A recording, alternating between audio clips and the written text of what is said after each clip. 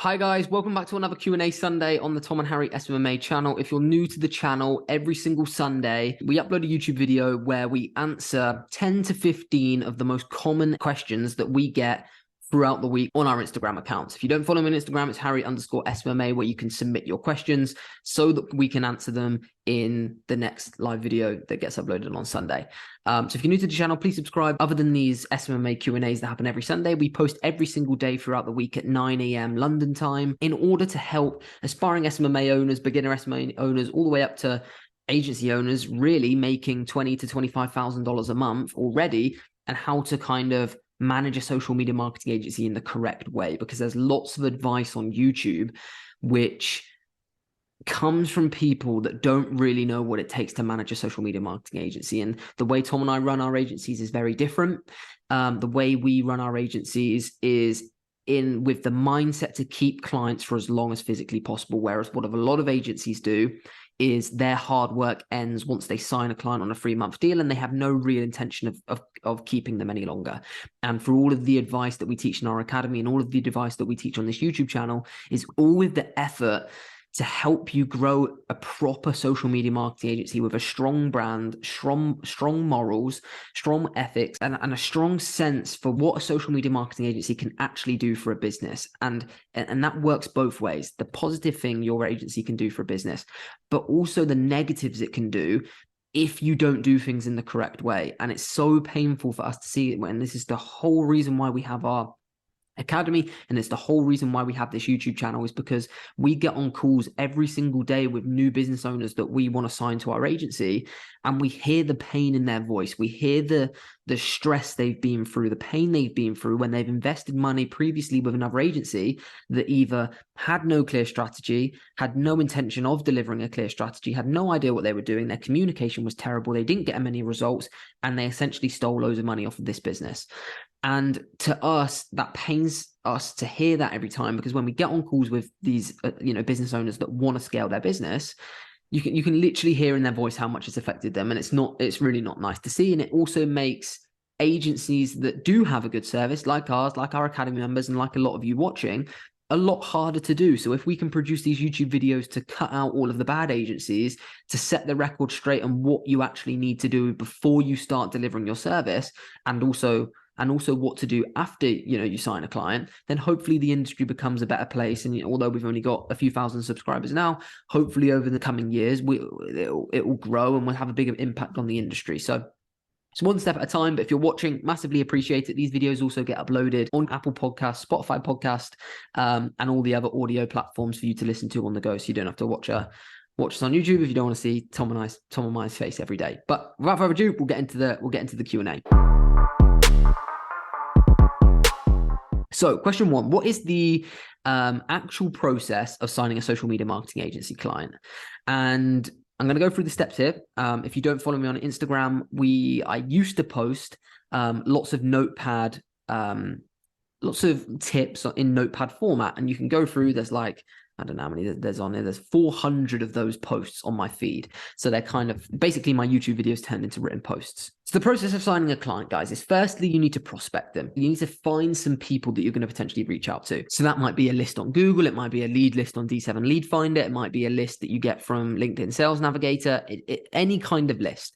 So you need to choose your niche and find a list of people that you're going to reach out to in a specific niche. Then you contact them in a particular way. That might be an Instagram DM, that might be a cold call, that might be a LinkedIn message, it might be an email. Obviously, we have our preferred methods of outreach, which is cold calling and LinkedIn, and potentially Instagram DMs for very certain niches. And then you contact them, and then you book a sales call. And the whole part of the cold call, of that initial contact, is to book a meeting. You're not pitching your services. You're not going into copious amounts of detail on how Facebook ads work. That's what the meeting's for.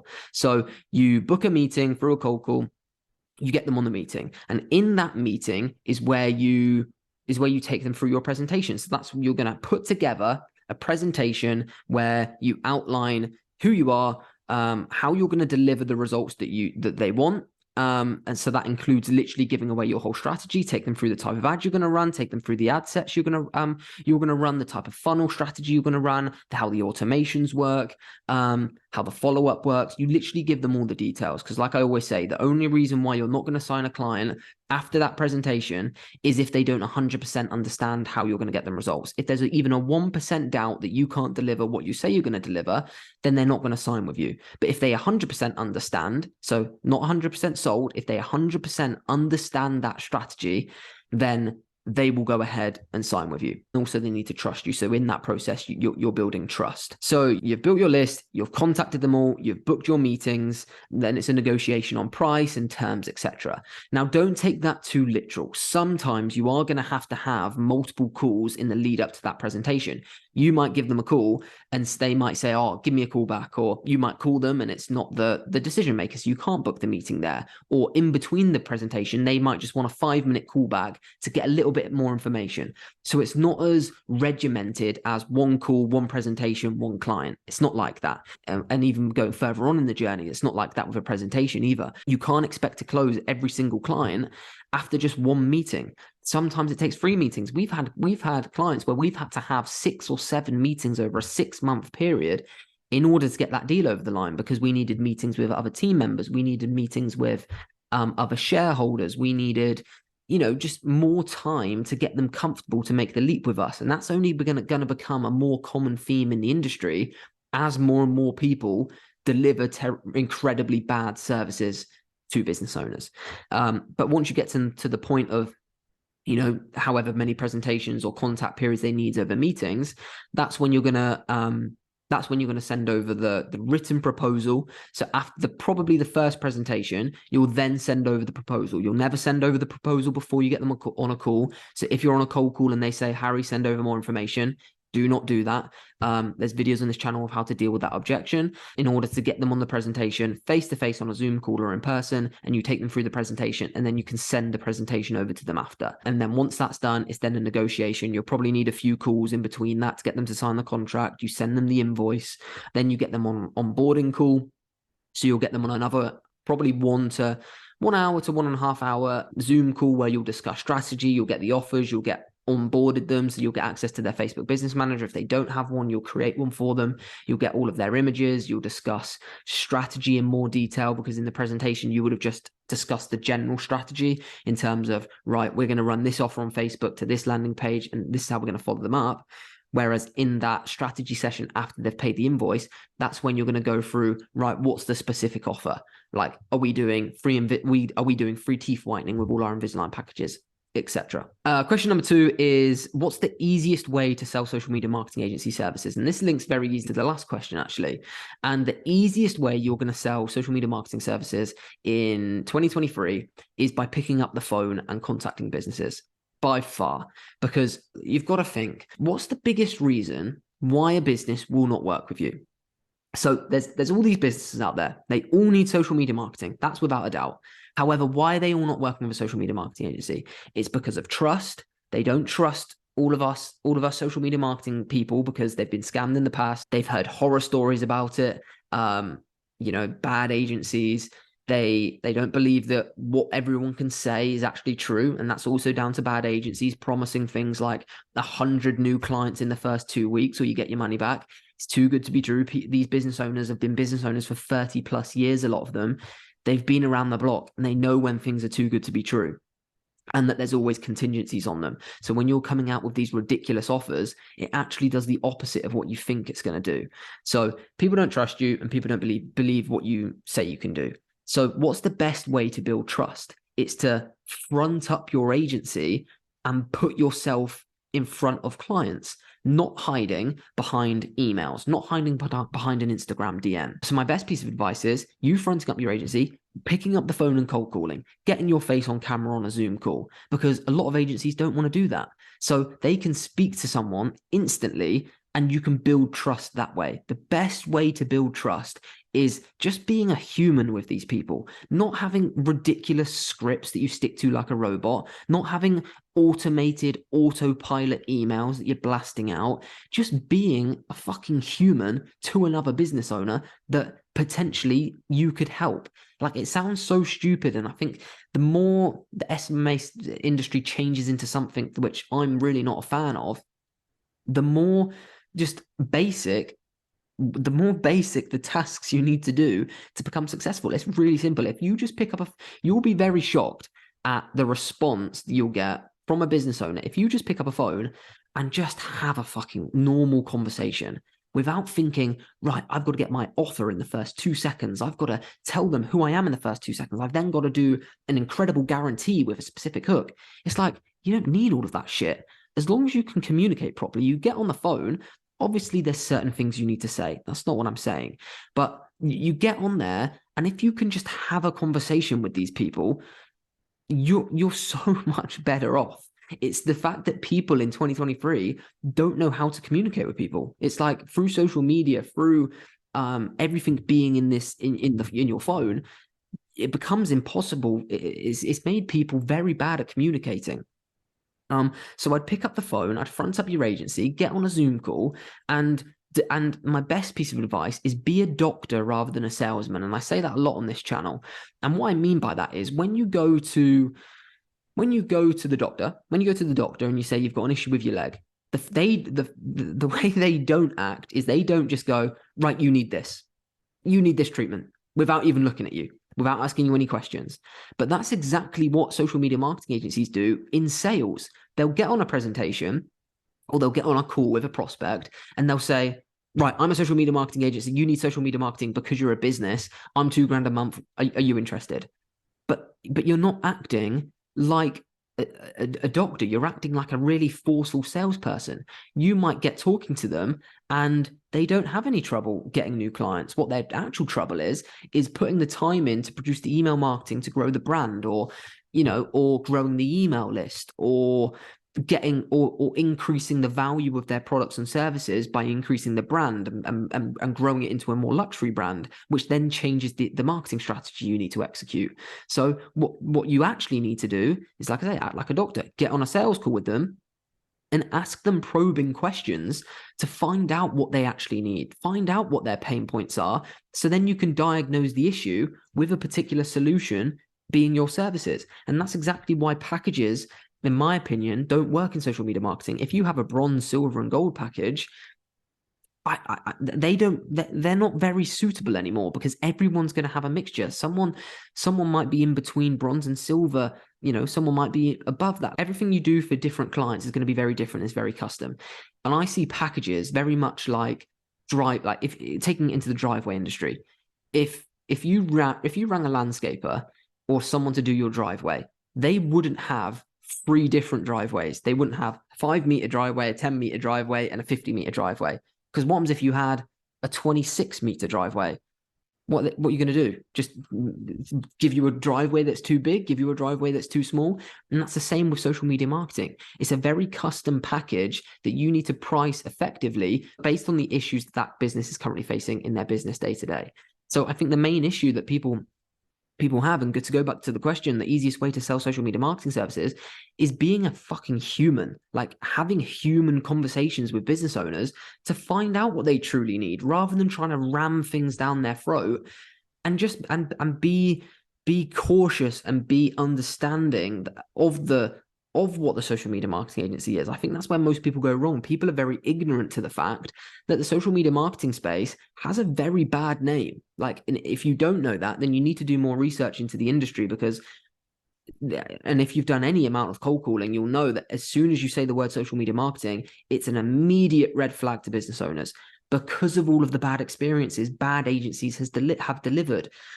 And I don't want that to be super negative, because what you should think there is, and this is why our agency has such a high retention rate, where we keep clients for an average of 10 months.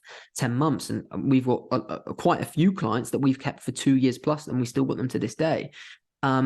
Which is, once you do sign a client and they realize that you're not a bad agency, you can grow your agency incredibly fast, because that word travels very fast. A lot of the clients that we currently have come from referrals, and that speaks volumes. Once you can do a good service for someone, the easiest way to sell your services is by delivering a good service, being human, understanding their problems, and giving the correct solution. Question 3, guys, is I'm running Facebook ads and the client's really struggling to convert the leads. Now, this is a really, really big problem. And it's often a problem that beginners overlook, because all they think is, right, I just need to bring in leads for this business. Once I bring in leads, it's game over. Like, then it's over to them. It's their problem now. And that's actually not true, because what you've got to think is, yeah, it's all well and good you bringing in loads of leads, but if they can't convert them and you're not willing to help them convert them, then they're just going to have to part ways no matter how many good quality leads you're bringing in, because if they're not converting them, then it doesn't make sense for them to continue. So yes, bringing in leads, there is a massive part of it, which it's the client's responsibility to get them converted. They have to bring the leads, they have to book them in, they have to do the consultations, and they have to give the quotes if you're in that particular industry that need quotes. However, if you're just running Facebook ads to a website, if you're just running Facebook ads to a sales funnel, and you're doing nothing in your marketing strategy to help nurture those leads, you're doing a disservice to that client. That's a massive part of your marketing. It's not acceptable just to bring in leads, and it's certainly not acceptable just to bring in leads through a Facebook form and letting the client struggle to convert them. But to answer your question more specifically, there's lots of things you can do. There's lots of things you can do with email follow-ups. There's lots of things you can do with SMS follow-ups. There's lots of things you can do with helping them set up a CRM system that actually works. So what I would recommend to you is setting up a Go High Level account using a sales funnel. So first of all, the first step is making sure that the leads that come through are quality. Because if you're bringing in poor quality leads, then all of the follow-up, all of this SMS and email marketing that you do after to help them convert means nothing. But if they're high quality leads, then you're off to a good start. And what you've got to remember is if you bring in two good quality leads, is so much better than 10 bad leads. And that's hard to get your head around in the beginning. And you might get to a point in the beginning where you're that stressed, or you might have overpromised, that you just want any leads through. So you're going to go to Facebook lead forms. But sales funnels, because of the extra steps it takes for them to submit their lead, and the more information you can put on a sales funnel to get social proof in there, branding, the leads that you're going to bring in through a sales funnel are going to be a hell of a lot better quality than through a Facebook lead form. So first of all, I'd make sure that you're bringing in leads through a sales funnel rather than a Facebook lead form.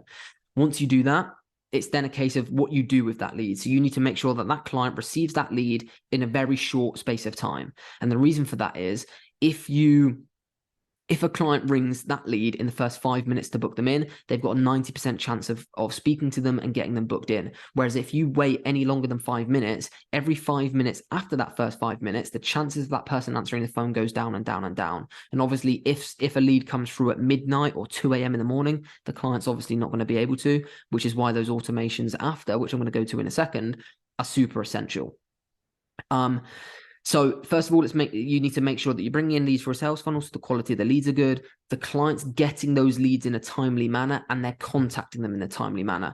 And I saw this firsthand, and I always tell this story when I'm telling clients of the importance of bringing these leads in the fastest possible time, which was I purchased a new car about a year ago.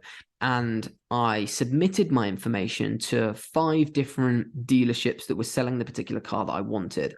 And I submitted all of my information to these 5 car dealerships, exact same car, and I submitted it at the exact same time. It was like 6 p.m. in the evening. 4 of them got back to me the next day, whereas 1 of them got back to me within 7 minutes, and I timed it because I'm in the industry. I was just intrigued to see what would happen next. He rang me 7 minutes later, and it was like 7 minutes in between 6 and 7. Can't remember what the exact time was. And he said, "Right, Harry, come for a test drive tomorrow." And he was just so accommodating. And I ended up buying the car from him purely because of the follow-up. The car itself was exactly the same across all the car dealerships. The offer was the same. Like everything about it, the same price, same car, everything was the same. And if them other businesses contacted me first, they would have got my cash for the car. But this person got it because he contacted me in a timely manner. And I always explain that story to people because that's literally what it takes to win a customer over their competitors. And that goes across all industries. Like if you're in the dental industry, and I always use the dental industry because it's easy, if you're advertising Invisalign, a person that's about to go ahead with Invisalign is going to submit their lead information to 5 or 6 dentists.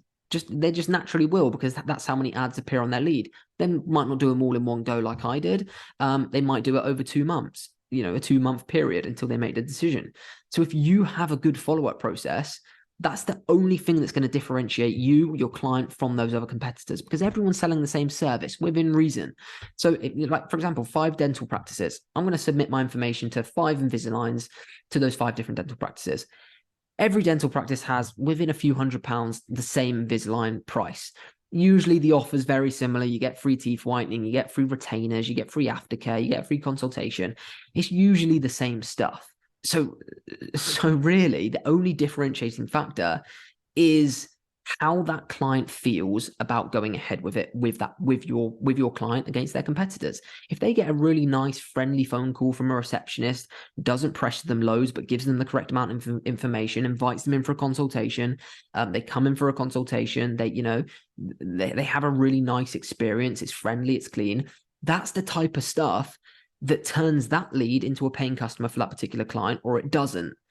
Because all you can do is bring in the lead and make sure that lead, answers the phone. Once they answer the phone, for me, that's your job done. Obviously, you can keep branding to them. You can do the ongoing email marketing, the ongoing social media management, and potentially some retargeting if they didn't go ahead with it. But in reality, there's no reason why, if it's a targeted person with a particular issue, they get on a consultation and they don't go ahead with it, that shows me that business's consultation needs work. Obviously, they're not going to convert every single one. That's not what I'm saying.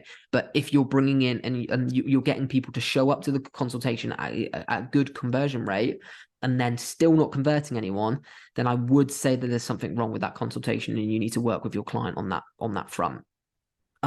But in terms of how you can nurture these leads, what we do is and this goes across any industry, as soon as a lead comes through, they get an automated text message that checks it's them. So if I submit my lead information, that client would send me an automated text message through Go High Level that says, "Hi, Harry, this is from just to double check, is this Harry?" I would then reply yes. If I reply no, then that's where the flowchart changes in the Go High Level sequence and you get different messages and so on. And then we have a more complex automation, which we give away in the academy.